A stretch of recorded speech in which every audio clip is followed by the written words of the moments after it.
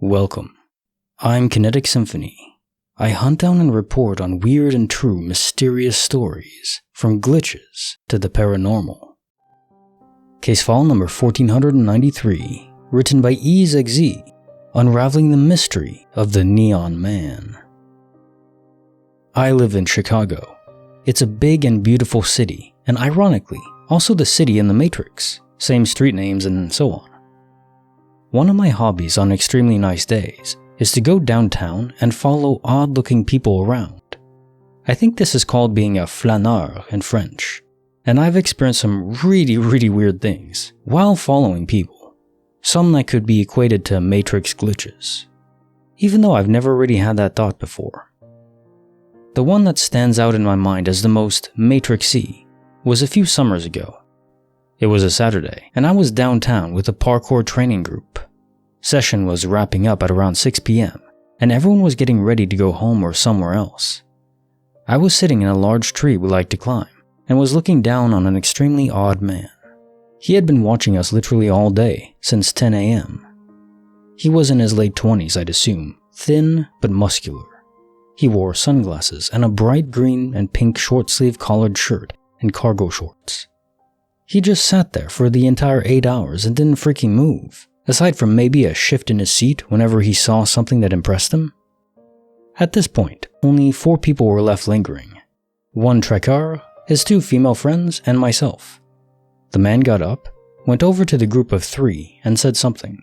It looked intense, and the 2 girls stood bolt upright while the male threw his hands up in the air, dropping to his sides quickly in a wild shrugging gesture. They were out of earshot. I jumped down from my tree and stumbled, botched landing, over to the trio. Apparently the man had left, and I saw him walking briskly down the stairs towards Michigan Avenue, the main street of downtown Chicago.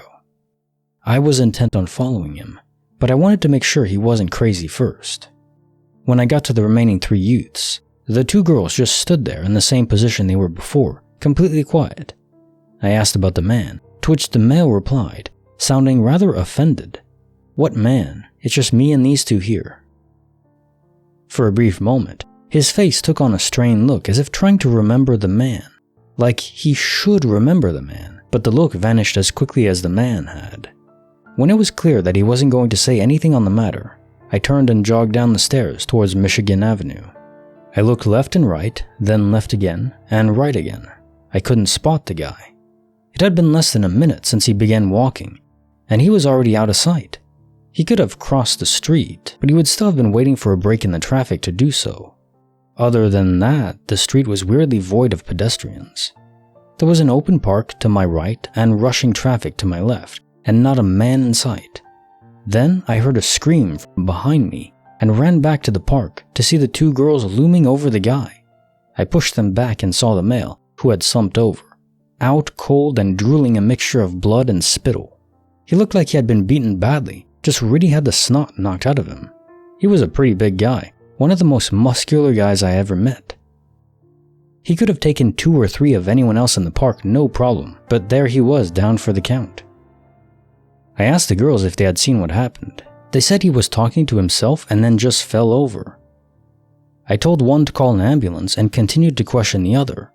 I asked about the man. They said they don't remember any man. I asked if they remember me coming over there. They didn't remember that either. Very odd. The ambulance arrived very shortly after and took the slumped-over mess away on a stretcher. I sat there trying to explain in detail the events of the last 10 minutes to these girls who would just not believe me about the man in neon green and pink. Case file 1493, Unraveling the Mystery of the Neon Man. Well, the first thing that comes to my mind is, what was the source of the argument? What were they arguing about? To me, it strikes as not wanting the authorities involved, so it could just be a case where this neon man could have been a drug dealer or a hitman or someone that is unscrupulous and on the outskirts of society, and the people he was talking to, that you later talked to as well, didn't want to reveal anything because they don't want to get in trouble. Now, if it wasn't that, it's probably some sort of universal shift. What you were seeing never actually happened in the universe you were in. Those glitches are relatively common, at least in terms of people who experience glitches. I don't think it happens all that often in a macro level sense. Case file number 1494, written by Paradigm Control. The universe stole my cream soda. I was biking around a neighborhood town, Elora. We were going to the local gorge for a swim. We picked up a case of 12 cream sodas and tried to bike with them on one of our handlebars. Of course, this was a terrible idea, and as we got to the crosswalk, it fell over and broke open and the cans went everywhere.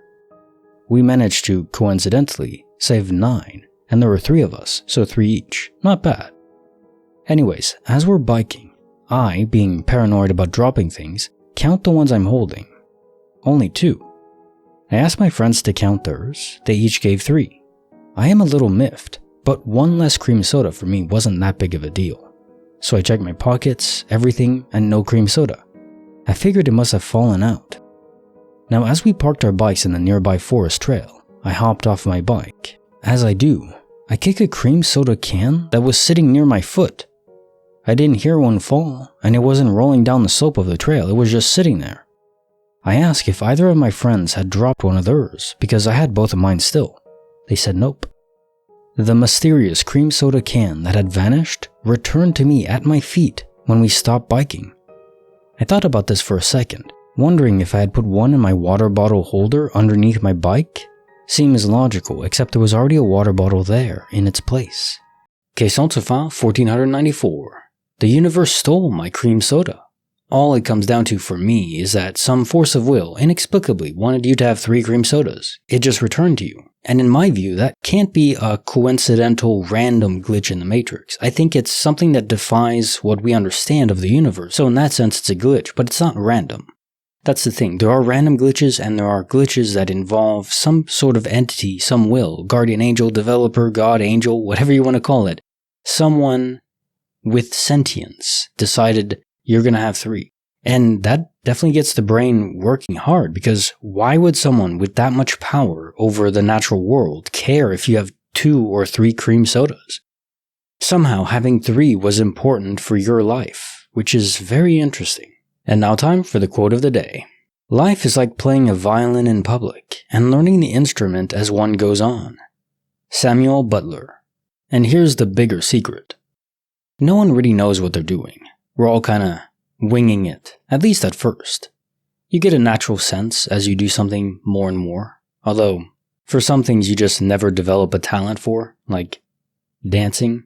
I don't care how much I'll practice, I'll never be a great dancer. That's okay. It's not in the cards for everyone. But in short to say, if you suck at something, that's okay.